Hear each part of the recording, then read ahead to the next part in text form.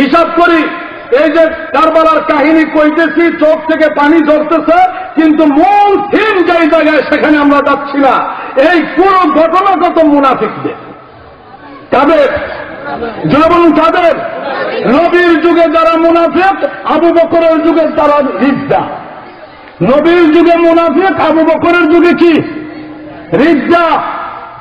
আল্লাহর হাবিব জমিন থেকে পর্দা নিয়ে চলে গেলে হযরতে সিদ্দিক আকবর যখন মসনদে আসলেন, আমিরুল মুমিনিন হলেন, কিছু লোক ইসলাম ধর্ম ছেড়ে দিয়ে চলে গেল। সিদ্দিক আকবর সাহাবায়ে কেরামকে নিয়ে পরামর্শ ডাকলেন যে আমি রিদ্দাদের বিরুদ্ধে যুদ্ধ করব। সকল সাহাবীরা নিষেধ করল, না, হবে না।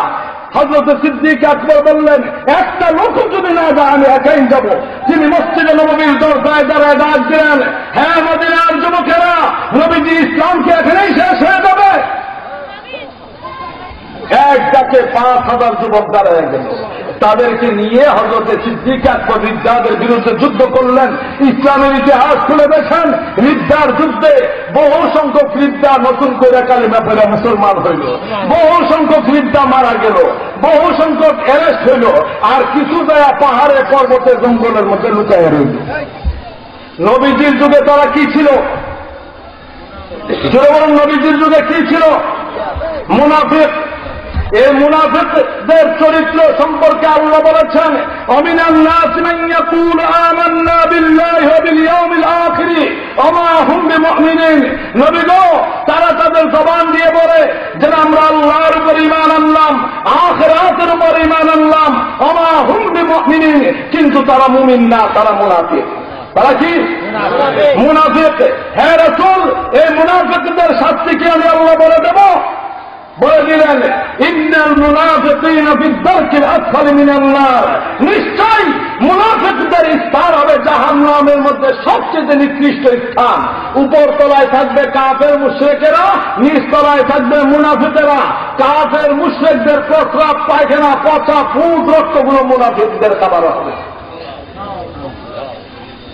যখন নবীজি রাইসুল মুনাফিকিন আব্দুল্লাহ ইবনে উবাইর জানাজা করলেন, নবীজি জানাজা কইরা পাশে যখন দাঁড়াইছে, এবার একটু দোয়া করবেন। আল্লাহ বলতেছে, বন্ধু জানাজা করছেন, মানা করি নাই, হিকমত আরেকটা ছিল। জানাজা করছেন, মানা করি নাই, হিকমত আরেকটা ছিল, কিন্তু এখন যা হচ্ছে তার জন্য নাজাতের দোয়া করবেন, এটা হবে না। আল্লাহ ঘোষণা করে দিলেন, ওয়ালা তুসাল্লি আলা আহাদিন মিনহুম মাতা আবাদান ওয়ালা তাকুম আলা কবরিহি। নবী গো, আজকের পর থেকে কিয়ামত পর্যন্ত আর কোন মুনাফিকের জানাজা পড়া যাবে না। আর কোন মুনাফিকের জানাজা পড়া যাবে না। জানাজা তো দূরের কথা, ওয়ালা তাকুম আলা কবরিহি, কোন মুনাফিকের কবরের পাশেও কোন ঈমানদার দাঁড়াইতে পারবে না। এখন মুনাফিক যদি আমার আব্বা হয়, জানাজা পড়া যাবে নি? কথা জবাব দেন, পড়া যাবে নি? আমার বাপ মুনাফিক, আমার বাপের জানাজা পড়া যাবে নি? পড়া যাবে না। কারণ খোদার কোরআন দলিল দিচ্ছে, لا تجد قوما يؤمنون بالله واليوم الآخر يوادون من حاد الله ورسوله ولو كانوا آباءهم أو أبناءهم أو إخوانهم أو عشيرتهم أولئك كتب في قلوبهم الإيمان إلى آخر الآية। অন্য আয়াতের মধ্যে আল্লাহ পাক বলতেছেন, কুল ইন কানা আবাউকুম ওয়া আবনাউকুম ওয়া ইখওয়ানুকুম ওয়া আজওয়াজুকুম ওয়া আশীরাতুকুম ওয়া আমওয়ালুন ইqtaraftumuha ওয়া তিজারাতুন তাখশাউনা কাসাদাহা ওয়া মাসাকিন তারদাউনাহা আহাব্বা ইলাইকুম মিনাল্লাহি ওয়া রাসূলিহি ওয়া জিহাদিন ফী সাবীলিহি ফাতারাব্বাসু হাত্তা ইয়াতিয়াল্লাহু বিআমরিহি আল্লাহু লা ইয়াহদিল কওমাল ফাসিকিন। তোমার মা হোক, বাপ হোক, ভাই হোক, ছেলে হোক, মেয়ে হোক, আত্মীয় পরিজন হোক, পাড়া প্রতিবেশী হোক, আল্লাহর দুশ্মন, আল্লাহর নবীর দুশ্মনের সাথে কোন ঈমানদারের কোন সম্পর্ক থাকতে পারে না। এই জন্যই নবীর শানে তার পরিমাণ বেয়াদবি করলে তার উপরে দলিল চলে আসছে। জাগ্রত অবস্থায় নাই, কেউ যদি ঘুমের ঘরে স্বপ্নে যুগেও নবীজির শানে যারা পরিমাণ বিয়াদবি করে, ওই লোকটা মুরতাদ হয়ে যাবে। ওই যে বলতেছিলাম, ওলীদ ইবনে মুগীরা নবীজিকে গালি দিছে একটা, বিনিময়ে আল্লাহ ওলীদ ইবনে মুগীরাকে গালি দিছে 10টা। উসমান হত্যার বিচার থেকে আলীকে নিবৃত রাখা, বিরত রাখা। সেকশন চিন্তা হয়ে গেল মুনাফিকদের। কয়টা হয়েছে? 3টা। ঠিক প্রায় নয়, তারা কাজ করে ফেললেন। হযরত উসমান বিন নুরাইনকে কোরআন পাঠরত অবস্থায় তারা হত্যা করল। হত্যা করে এই দুষ্টা চাপাই দিল হযরত আলীর কাছে। মুআবিয়াকে বলল উসমান হত্যার সাথে আলী জড়িত। মুআবিয়া বললেন আমার বিশ্বাস হয় না, আলীর মতন ব্যক্তি এই কাজ করতে পারেন না। তারা বলল বিশ্বাস যদি না হয় তাহলে আপনি আলীকে বলেন বিচার করতে, দেখবেন আলী বিচার করবে না। হযরত মুআবিয়া বিচার চাইলে ওইখানে কুফার মধ্যে যে মুনাফিকেরা ছিল তারা বলতেছে, শুনেন এইটার সাথে বড় বড় নেতারা জড়িত, এলাকার এমপি জড়িত, মেম্বার জড়িত, চেয়ারম্যান জড়িত, মন্ত্রী মহোদয় জড়িত। আপনি এটার বিচার করতে গেলে পুরো প্রশাসন নড়বড় হয়ে যাবে, খুব বিশৃঙ্খলা সৃষ্টি হবে, আপনি এটার বিচার করতে পারবেন না।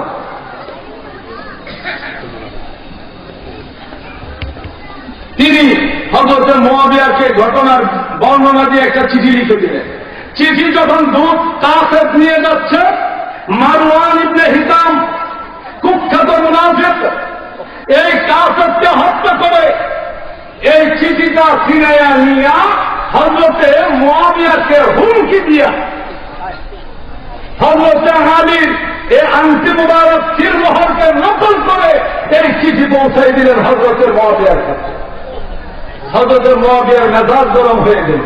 আমি বিচার চাইলাম ঠান্ডাভাবে, তিনি আমিরুল মুমিনিন অনেকটা সমঝোতায় চলে যাচ্ছেন, তখন এই মুনাফিকেরা কুরআন শরীফ বর্ষার আগার মধ্যে গেইঠা, ঘটনাটা খুব সূক্ষ্মভাবে খেয়াল করবেন, এই মুনাফিকেরা কুরআন শরীফ বর্ষার আগার মধ্যে গেইঠা প্রথম হযরত আলীকে বলল মুআবিয়ার সাথে কোনো সন্ধি করবেন না, আপনি যুদ্ধ বন্ধ করবেন না, মুআবিয়ার সাথে আপনি চলবেন না।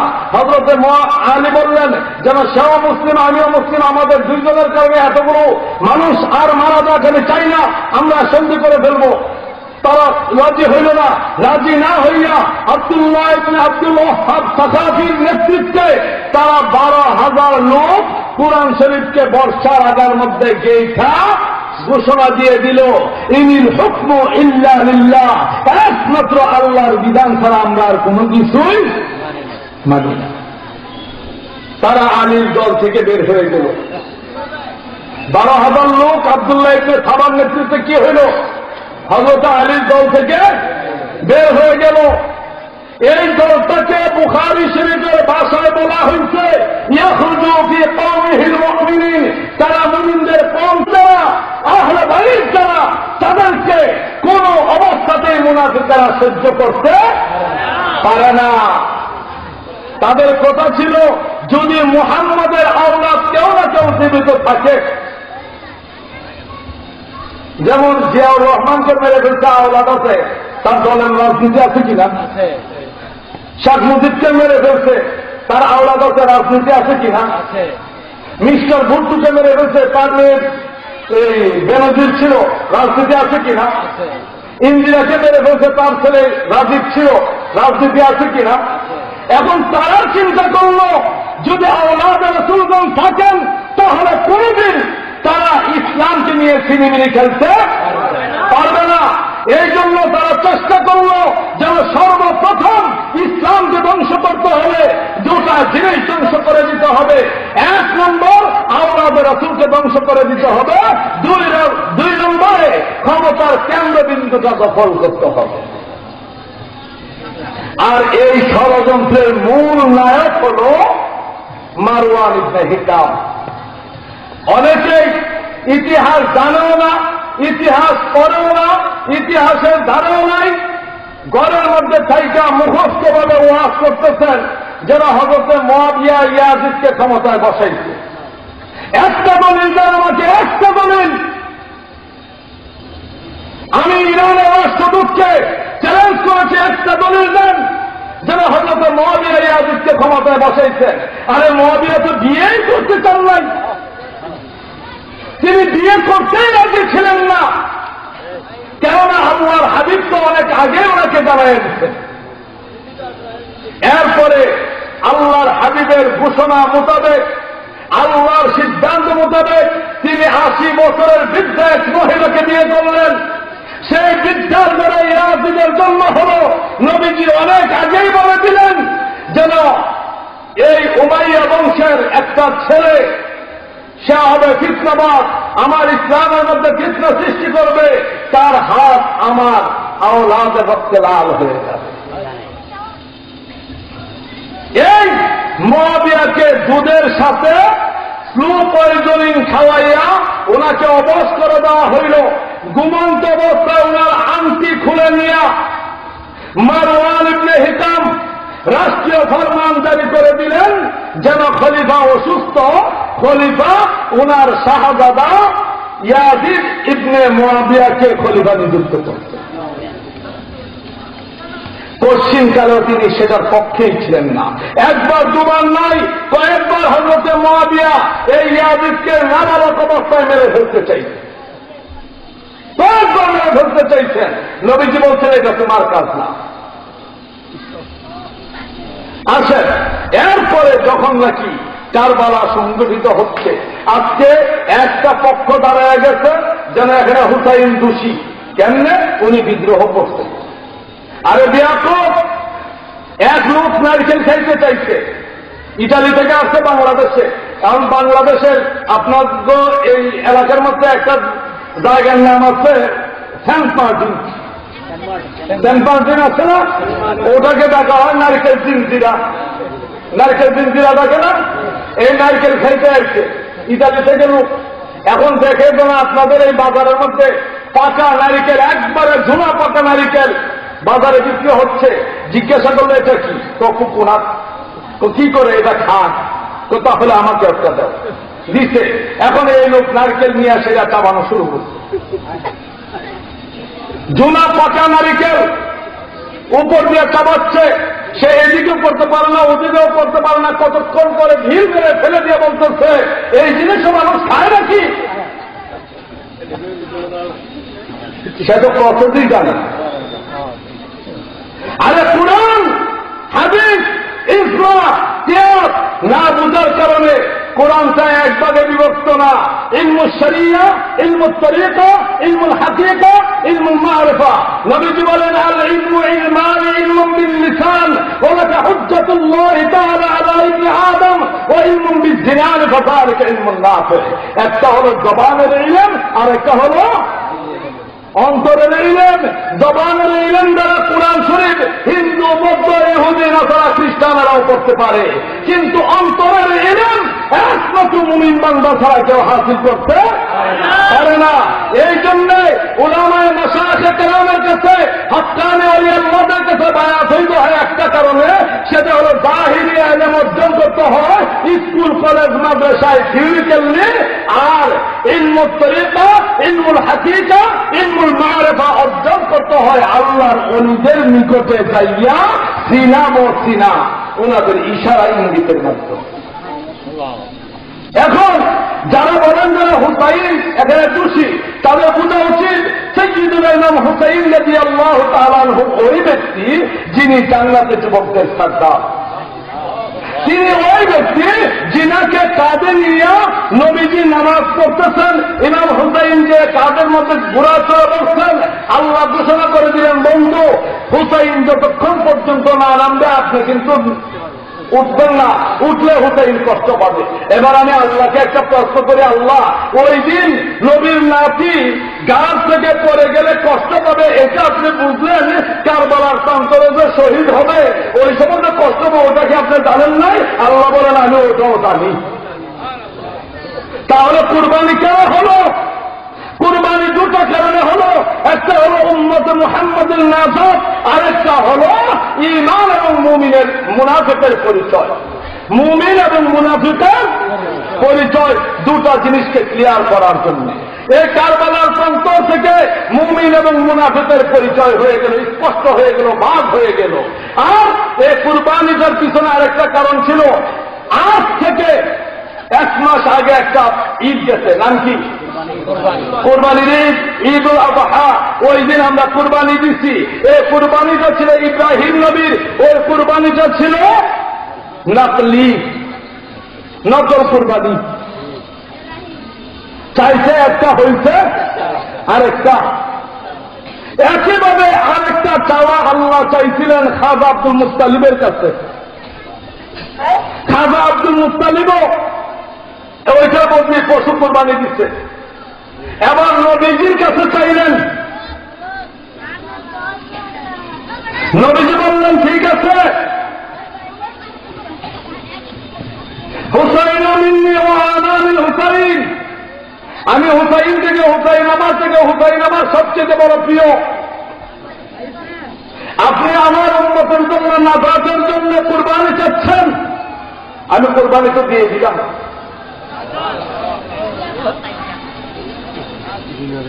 এই জন্য ওইটা হলো আপনি কুরবানি, এটা হলো আজকে কুরবানি।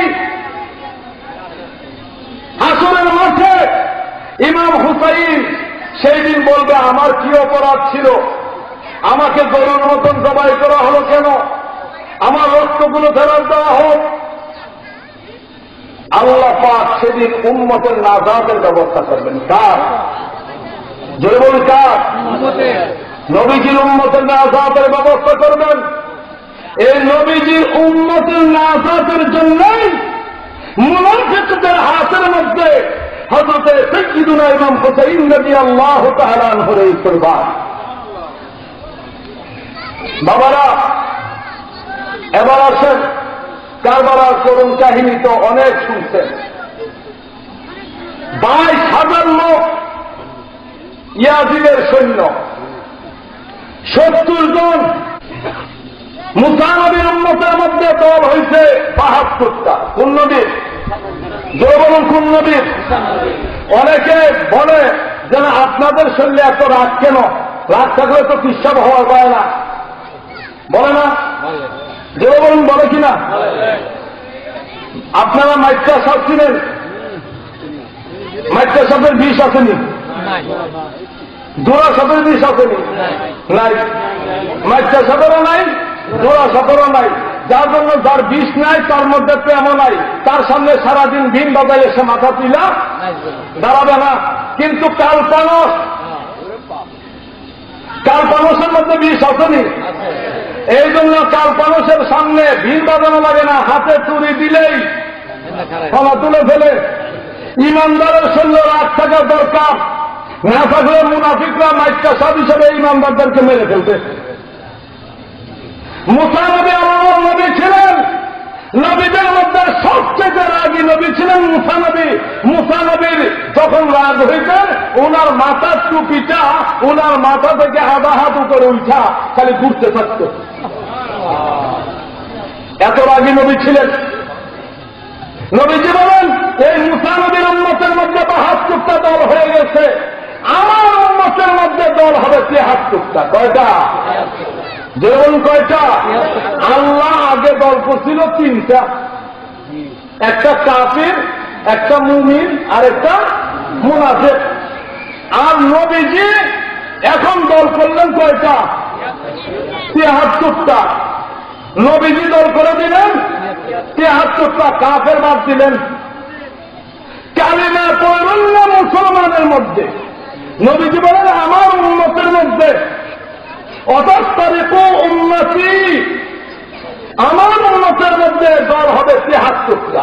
এই 73টা দলের মধ্যে 72টা দল হবে জাহান্নামী। কুল্লুহুম ফিন্নার, সবগুলো দল দুজকে যাবে। এই সবগুলো দলের মধ্যে যদি আমি আব্দুল কাইয়ুম আল হুসাইনি থাকি, জোরে বলুন, যাব? যদি এই হুজুর থাকে, উনি থাকে, যাবে। এখানে কোন পার্টিকুলারলি কারো নাম মেনশন নাই। যদি আকীদাগত ভাবে আমলগত ভাবে নয়, এই হাদিসের অপব্যাখ্যা করে বলা হয় যেন মা আনা আলাইহি ওয়া আসহাবি, এই জায়গাটার মধ্যে এসে অর্থটাকে করা হয় যেন যারা নবীর সুন্নত মানে তারাই সুন্নি না, বরং যারা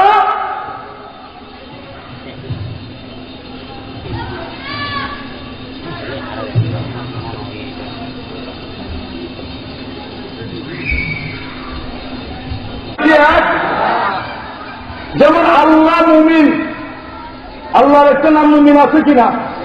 ইয়া আল্লাহ, ইয়া রহমান, ইয়া রহিম, ইয়া মালিক, ইয়া মুমিন আছে কিনা? আমরা কি? আমরা কি মুমিন?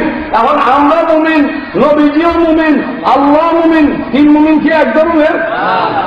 আল্লাহর ক্ষেত্রে মুমিন জাতে কাদিম আজালে আবাদি, এটা আল্লাহ পাকের হাকিকত। নবীজির ক্ষেত্রে নবীজি মুমিন, আল্লাহ পাকের ওয়াহদানিয়তের একমাত্র সাক্ষ্যদাতা নবীজি।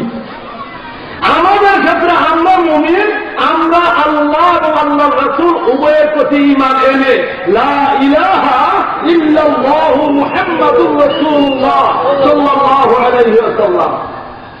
বিদেশ গেছে ছেলে, জিজ্ঞাসা করলাম কি তোমার কি সমস্যা? তোর মালিক বলো না।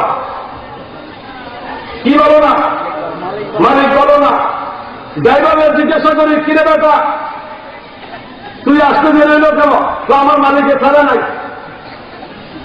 বউরে জিজ্ঞাসা করতেছি কি ব্যাপার আপনার ইয়া করে, তো বাড়ির মালিক বাড়িতে নাই, বাড়ির মালিক বাড়িতে নাই।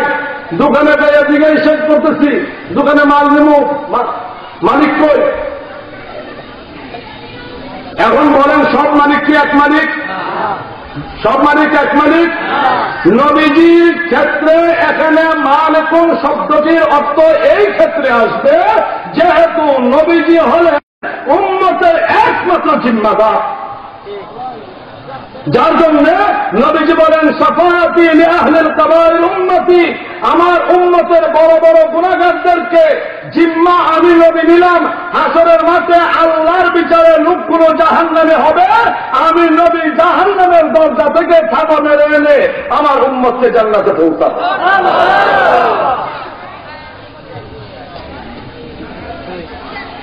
এই জন্য হিসাব এক এটা। দুই নম্বর,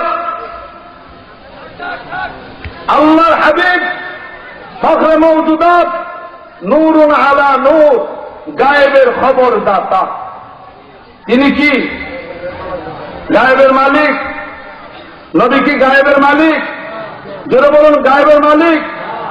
আল্লাহ হলেন আলিমুল গায়ব, নবী হলেন মুখবিরুল গায়ব। গায়েবের মালিক একজন, গায়েবের খবরদাতা আরেকজন। আমরা কেউ নবীজিকে আলিমুল গায়ব বলি না, আমরা বলি নবীজি মুখবিরুল গায়ব, গায়েবের খবরদাতা।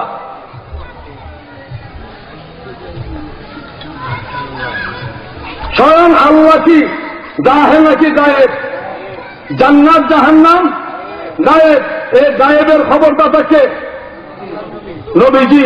এই জন্য নবীজি হলেন মুখবিরুল গায়ব, গায়েবের খবরদাতা। নবীজিকে কেউ গায়েবের মালিক আজ পর্যন্ত বলেন নাই।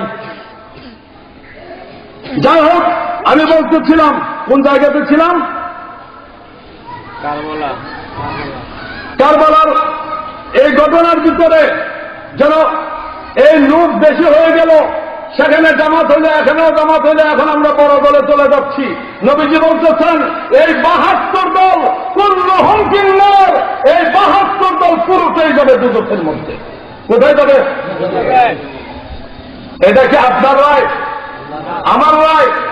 দুনিয়ার কাহারও রায়? এটা নবীজির রায়।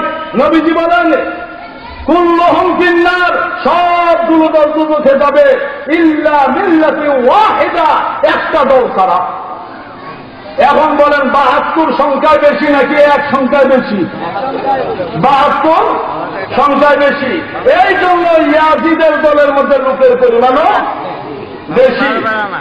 তারা একত্রিত না, সেম টু সেম তারা কারবালার মাঠের মধ্যে ইমাম হুসাইনের ফের মুবারক এইভাবে বর্ষার আগের মধ্যে গেছে, তারাও ঘোষণা দিল ইনিল হুকমে ইল্লা লিল্লাহ। ওইটার সাথে এর সাথে মিল আসেনি? ইমাম হুসাইনের মাথা মুবারকের মধ্যে নবীজির দেওয়া পাগড়ি মুবারক ছিল। পাগড়ি মুবারকটা খুলে নিয়ে গেল। জুতা মসজিদ থেকে চুরি কি ফেরস্তারা করে? হ্যাঁ, চুরাই করে। কারণ চুর কি গায়ের মধ্যে চুরের লেবেল লাগাইয়া যায় নাকি মুসল্লির লেবেল লাগাইয়া যায়? এখন মসজিদের জুতা চুরি হয়, মসজিদে সুদখোর যায়, মসজিদে মদখোর যায়। এই জন্য কি আমরা মসজিদে যাওয়া বন্ধ করবো? জনগণ বন্ধ করবো? আল্লাহর ওলিদের মাজারগুলো পবিত্র মাজার যে আওয়াজ করবেন, বরকত হাসিল করবেন, এইগুলোর বিরুদ্ধে কোনো ফতোয়া দেওয়া যাবে না।